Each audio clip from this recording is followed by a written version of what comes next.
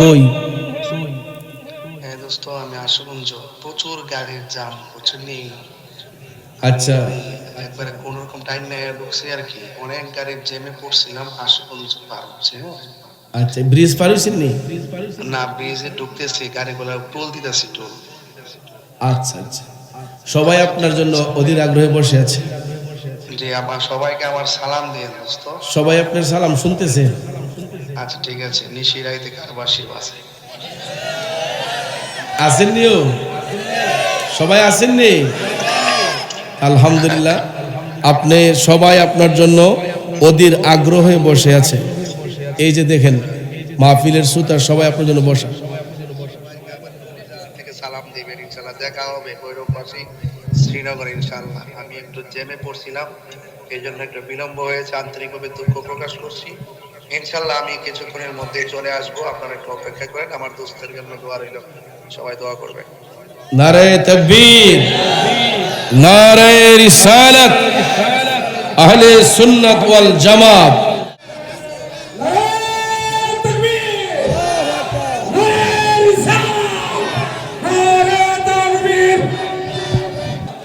আসলে আমি 2 ঘন্টা না 2.5 ঘন্টা হইল আমার দ্বারা সম্ভব হইতো, কিন্তু আপনারা তো আমার প্রতি কোনো দরদ নাই, কিন্তু আমার মা ঠিকই আমার জন্য দরদ।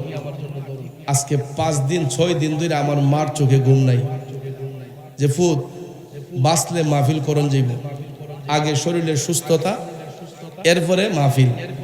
এখন আমি যে ওয়াদা দিয়ে আপনারা ঠেকছি, এটা তার আম্মারে বুঝাইতে পারি না। মা তফুতের লেগে পাগল, যে রেস্ট নিবার লেগে। কালকা যখন নাক দিয়ে রক্ত এসে পড়ছে, আম্মা ফাললে চট্টগ্রাম জায়গা, ফাললে চট্টগ্রাম জায়গা। তো এই জন্য একটা মানুষ অসুস্থ হইলে এই অসুস্থ মানুষটার প্রতি তো একটু দরদ রাখতে হয়, ঠিক না? তো এই জন্য আমার দোস্ত যদি আশুগঞ্জ এসে পড়ছে, ব্রিজ পার হইতেছে, জাম, রাস্তার মধ্যে জ্যাম।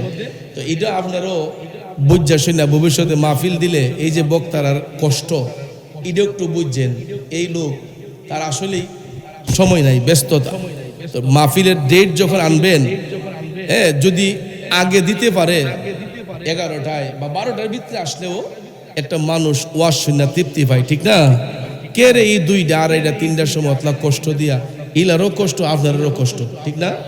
তো এই জন্য বক্তা দাওয়াত করলে তাহির হিসাবে যদি আনতে হয়, আমি আমার ভাইদেরকে পরামর্শ দিব, 1 বছর আগে গেলে বাইত ফিরে থেকে 1 বছর আগে গিয়া আপনারা বইয়া থেকে একটা ডেট লিখা আগে বাগে নিয়ে আইসেন। এই যে এখন রাস্তায় জ্যাম, এখন কোন সময় জ্যাম ছুটবো এটারও তো স্টেশন নাই। আপনারা তো লাইন পাইতেছেন না, আমি তো আমার দুস্থ আমি ফোনটা ধরে লিছি, ঠিক না? আপনারা রেজাল্টটা পাইতেছেন, তো রেজাল্টটা পাইছেন, তো একটা আশ্বস্ত হয়েছেন যে যারা লোকটা এই জায়গাতে আছে। তা আপনাদেরকে তো এই সংবাদটাও দেওয়ার মতো কেউ নাই, কথা কোন, ঠিক না? তো এই হতো আমাদের মাঝে বই আর নিলে সারাটা রায়, এরপরে চোখ লইয়া বাইত গেল নিলে সহালে ফদাইল নিলে তাই হিসাব আইলো না, এই এলো না, সে এলো না, কথা কোন, ঠিক না? ঠিক। কিন্তু বক্তারা কিন্তু খুব ঝুঁকি নিয়ে চলে। আমি গত পরশুদিন মাহফিল করছি নিকলি মাহফিল করে গেছি চট্টগ্রাম মাহফিল করে আবার আইসি আপনার এনো। আগামীকালকে বাসলে আবার যাবো নবীনগর। এরকম ভাবে প্রতি রাত্রেই 1টা 2টা 3টা আছে। এরপরে হুজুর কুদ্দুর ওই ফাঁসেদা, হ্যাঁ কুদ্দুর হুজুর সামান্য সময় দিলাম। তো আগামী 29 তারিখ আবার আগানগর আসতেছি, আগামী 29 তারিখ আগানগর আসতেছি, ওইখানে আপনারা যাইবেন ইনশাআল্লাহ। একটু দুরূদ শরীফ পড়ুন, আল্লাহুম্মা সাল্লি আলা মুহাম্মদ। আর মাইক 2টা, এটা সরাইল কে রে মুমিন মেরে সবসময় কই দুটোটা মাইক এমনি আড়াই দিবেন। এটা একটা ইন্ডিয়া একটা পাকিস্তান গেলে ও কেমনে মাউত। আল্লাহুম্মা সাল্লি আলা সাইয়্যিদিনা মুহাম্মাদ নবী শাফিয়ানা মাওলানা মুহাম্মদ। আল্লাহুম্মা সাল্লি আলা সাইয়্যিদিনা মুহাম্মদ নবী শাফি মাওলানা।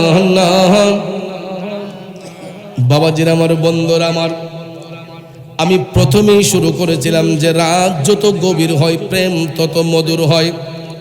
এ বন্ধু, এই নিশিরাতে আল্লাহর ওলিরা আমার মৌলার সাথে প্রেমের কালেকশন ফিট করে, ঠিক কিনা বলুন? বাজান আমার, বন্ধুরা আমার, যার অন্তরে মৌলার জিকির থাকবে, যার স্মরণে মৌলার প্রেম থাকবে, ওই ব্যক্তিগুলা বান্দা থেকে আল্লাহর বন্ধু হইয়া যায়। এই বাংলার জমিনে ইসলাম আবাদ করেছেন আল্লাহর অলিগণ, ভারত উপমহাদেশের মধ্যে ইসলাম আবাদ করেছেন, ইসলাম প্রসারিত করেছেন আল্লাহর অলিগণ। কি তাও আপনারা গুনগুন শব্দ করেন দু নাকি সময় কোনো সমস্যা আছে?